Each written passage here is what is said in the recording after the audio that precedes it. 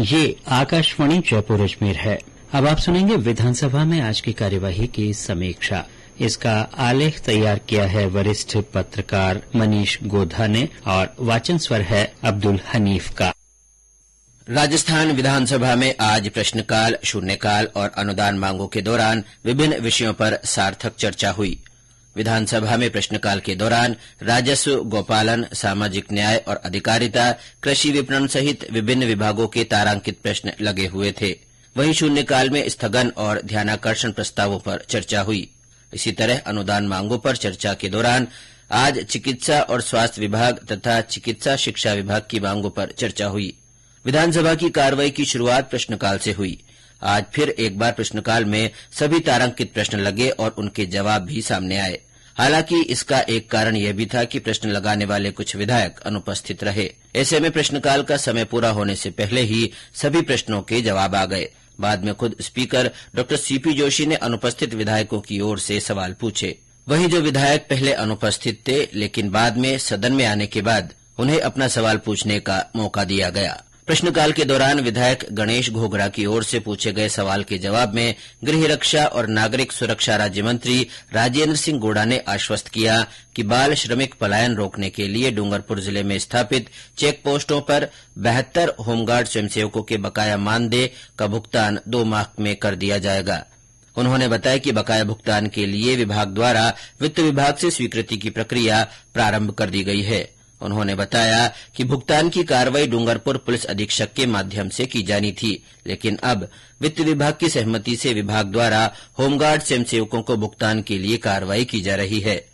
वहीं विधायक रामनिवास गावड़िया की ओर से पूछे गए सवाल के जवाब में श्रम राज्य मंत्री सुखराम बिश्नोई ने बताया कि भवन और सन्निर्माण कल्याण मंडल में हिताधिकारी के रूप में पंजीकरण की समस्त प्रक्रिया ऑनलाइन है।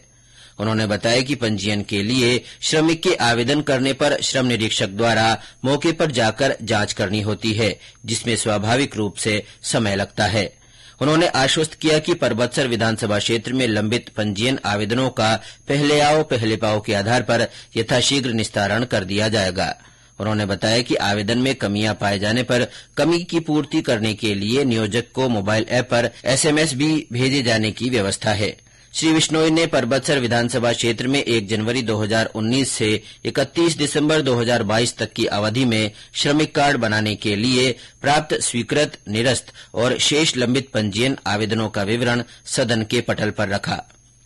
प्रश्नकाल में ही विधायक संदीप कुमार के प्रश्न का जवाब देते हुए आयुर्वेद राज्य मंत्री डॉ सुभाष गर्ग ने कहा कि प्रस्ताव प्राप्त होने पर मापदंडों के आधार पर ही अलवर जिले के तिजारा विधानसभा क्षेत्र में नवीन आयुर्वेद औषधालय खोलने के संबंध में विचार किया जा सकेगा। उन्होंने आश्वस्त किया कि वर्ष 2023-24 के बजट में की गई घोषणा के आधार पर तिजारा में संचालित आयुर्वेद चिकित्सालय में पंचकर्म की सुविधा प्रारंभ किया जाना प्रस्तावित है।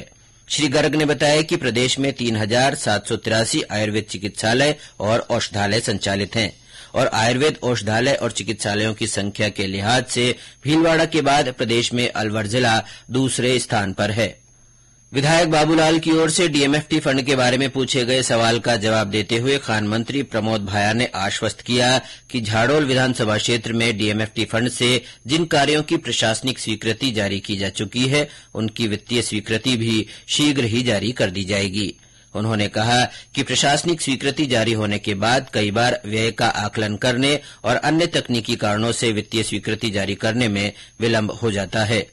खान मंत्री ने आश्वासन दिया कि जिला कलेक्टर से इस संबंध में बात कर झालोड़ में DMFT के कामों की वित्तीय स्वीकृति शीघ्र जारी करने की कार्रवाई की जाएगी।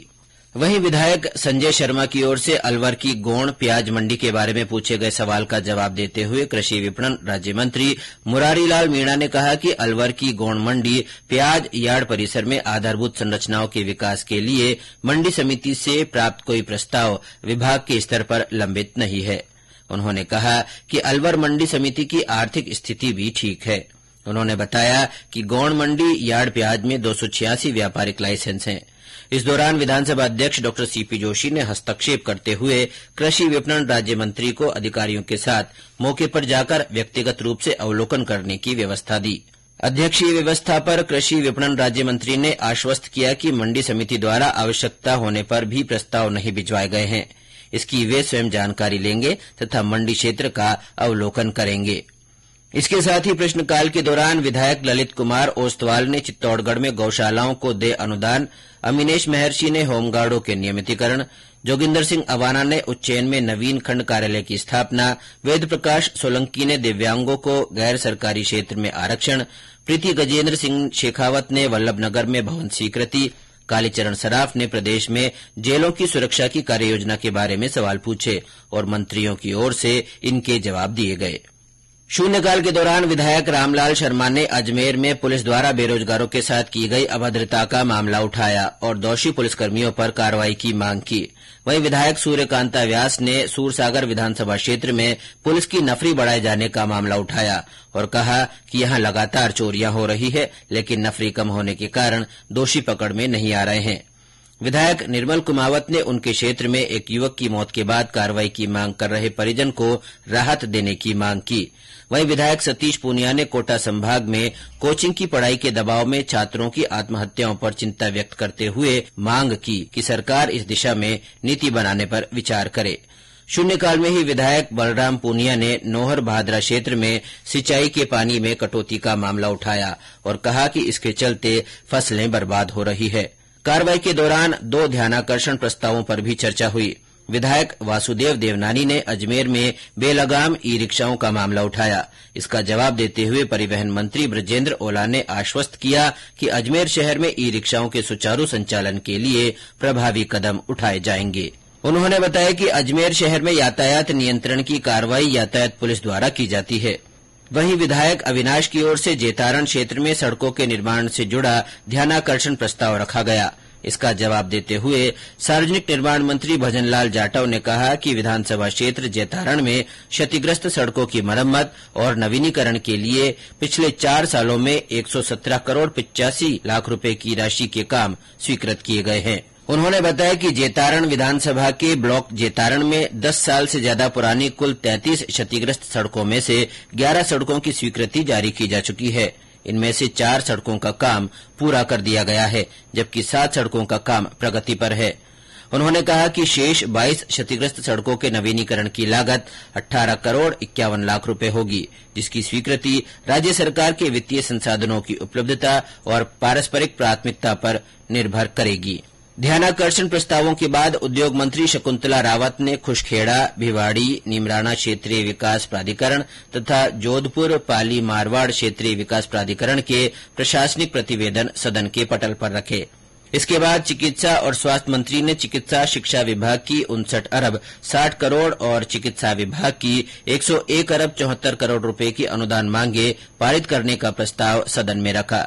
इस प्रस्ताव पर चर्चा की शुरुआत करते हुए विधायक अशोक लावटी ने कहा कि चिरंजीवी स्वास्थ्य बीमा योजना के नाम पर लोगों को कोई फायदा नहीं मिल रहा है, क्योंकि निजी अस्पताल इसमें सहयोग नहीं कर रहे हैं। उन्होंने कहा कि इस दिशा में ध्यान देने की जरूरत है। उन्होंने विभाग की अन्य कमियों की ओर भी ध्यान दिलाया। वहीं डॉक्टर जितेंद्र सिंह ने कहा कि प्रदेश में स्वास्थ्य सेवाओं की स्थिति बहुत बेहतर हो चुकी है, लेकिन फिर भी आवश्यकता है कि ग्रामीण क्षेत्रों में स्वास्थ्य सेवाओं के लिए जागरूकता बढ़ाई जाए। उन्होंने सवाई मानसिंह अस्पताल में लकवा मरीजों के लिए लैब स्थापित करने का सुझाव दिया। इसके अलावा विधायक संदीप शर्मा, जेपी चंदेलिया, छगन सिंह, अमित सिंह चाचाण, निर्मल कुमावत, लाखन सिंह, इंद्रराज गुर्जर, अमीनेश महर्षि सहित कई विधायकों ने चिकित्सा क्षेत्र से जुड़े सुझाव दिए और अपने विधानसभा क्षेत्रों की मांग रखी।